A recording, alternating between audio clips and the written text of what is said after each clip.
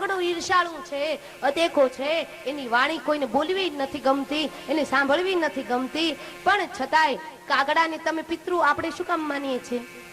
એ કોઈ દિવસ કાગડાને પૂછ્યું કે એ કાગડા તને પિતૃ અમે શું કામ? બસ દર ભાદરવો આવે ને કાગવાસ કરીને આપણે નાખી દીધી, એમ નહીં. દરેક ક્રિયાકાંડની પાછળ એક વિજ્ઞાન છે ઋષિનું. એ કાગડાની આપણે વાસ એટલા માટે પિતૃ દેવ એને એટલા માટે માનીએ છીએ મેરે ભાઈ બહેન.